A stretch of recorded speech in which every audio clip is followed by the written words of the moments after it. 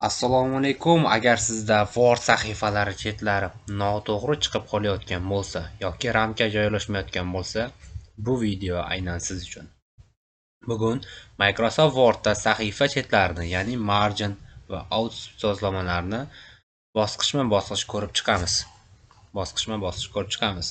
Avvalo Word dasturining yuqori qismida, ya'ni layout, ya'ni mana bu yerdagi turli xil bo'limlar bor. Agar sizning Word dasturingiz ingliz tilida bo'lsa, mana bu yerga layout, rus tilida bo'lsa maket sahifa bo'limi bo'ladi. Bu maket bo'limida sahifaning umumiy joylashuvini boshqarish uchun xizmat qiladi. Ko'rishimiz mumkin, bu yerda turli xil bo'limlar, ya'ni buyruqlar ketma-ketligi bor. Maket bo'limida bu yerdan ko'rishimiz mumkin. Poliyadan asosan biz to'g'irlab olamiz o'zimizga moslab. Mana ko'ryapmizmi? Poliyadan yoki bu shaklda yoki mana bu shaklda o'tkazib olsak ham bo'ladi, yoki mana bu shaklda o'tkazib olsak ham bo'ladi. Poliyaning ham это другой настройка, mana bu yerdan ko'rishimiz mumkin. Turli xil shakllarga qog'oz o'lchami A4 qog'ozda 21 sm ga 29.7 sm bo'lyapti. Istorichka bo'lmagan bu yerdan o'zimizga kerakli qismini tanlab olishimiz mumkin, ya'ni yon atrofni. Asosiy hujjatlarda chap tarafdan sozlanadi, chap tarafdan. Endi bu yerda ko'rishimiz mumkin, bizga mana bu shakl ma'qul deb olamiz va poliyadan to'g'irlab olamiz. Bu Word'dagi matnning joylashuvini, hujjatlarning chiroyli ketma-ket bo'lishini. Endi bizda savol tug'iladi. Bu jarayonda orientatsiya nima? Maket bo'limidagi orientatsiya nima? Bilamizki, ko'pchilik rasm tushganda A4 formatni albom shakliga o'tkazib berish, mana bunaqa shaklga o'tkazib berishi bu bizga orientatsiyadan qilamiz, ya'ni albom shakliga o'tdi. Ko'rishingiz mumkin, mana bunaqa albom shakllariga o'tdi.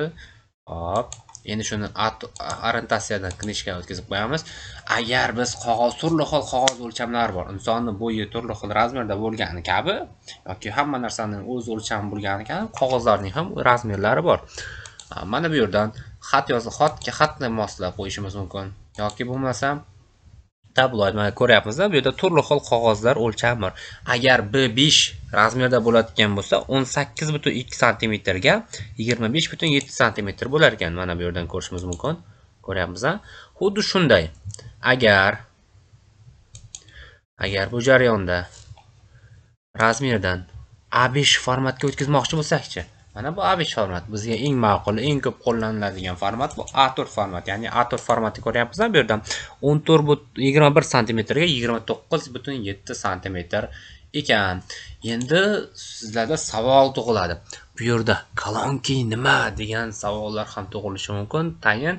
Endi bu jarayonda kolonkidan to'g'ri bu yerdan unumli foydalanishimiz uchun bu yerga sizlarga отдельно ko'rsatamiz hozir. Kolonki nimani ko'ryapmiz-a? E'tibor bergan bo'lsak, she'r o'qiganimizda mana bunaqa dva shaklda ko'p bo'lgan, ya'ni yoshligimizda bu shaklga she'rlar ko'p o'qiganmiz. Hop, misol uchun endi bu razmerni to'g'rilab olsak, mana bu yerdan 72 qilaylik. Misol uchun M harfi. Ko'ryapmiz-a? Lo L ko'ryapmiz, shunday. Mana orqaga qaytaraylik. L pastga ham L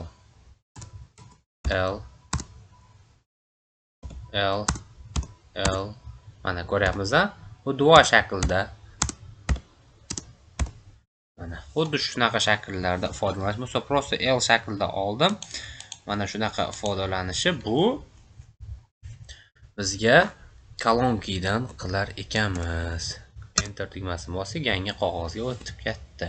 Xuddi shunday yana maket bo'limidan bu yerdan настройкасiga другой stabilsida kirib, o'zimizga keraklicha olishimiz mumkin. Mana bu yerdan 14 tagacha boramiz, ko'ryapmiz-a? 14 tagacha keldik. Endi bu jarayonda oq deb qo'ysak misol. Mana endi mana ko'ryapmiz-a? L ketdimi? Faqat harflarni kichraytirsak, har bir qator отдельно ketyapti. Xuddi shunaqa narsalarni bu yerdan kolonkidan to'g'irlab olsak bo'ladi. Ya'ni referat, hujjat, kitoblar tayyorlashda bu maket bo'limidagi yoki inglizcha aytganda layout bo'limidagi ishlash funksiyalarini mana shu yerdan to'g'irlab olamiz. Endi razvid nima degan savol tug'iladi. Mana ko'ryapmiz-a? Turli xil shakllarda matnlarni joylashtirishimiz mumkin. Mana Bu shaklda obyektivga bilamiz, ish jarayoniga kirishda, ishga hujjat topshirishimizda har bir davlat organi albatta obyektivga sizdan so'raydi. O'sha obyektivgalarni tayyorlashda mana shu yo'llardan qulay tarzda bizlar ifodalab olsak bo'lar ekan. Mana ko'ryapsizlar, turli xil qog'ozlar mavjud. Xuddi shunday Persnak, avtoruchna, bu yerda interval oraliqdagi masofalarni bu yerdan to'g'rilab olsak bo'ladi. Hammasini ortga qaytaramiz. Mana bu razmerdan o'zimizga moslab olamiz. Orientatsiyani ham knishkaga o'tkazamiz. Ko'ryapmizki, mana shu bo'lim albatta yakunlandi. Keyingi darsda ko'rishguncha xayr salomat bo'ling. Bizga obuna bo'lishni unutmang va har bir darsimizni diqqat bilan ko'rib chiqasiz degan umiddaman.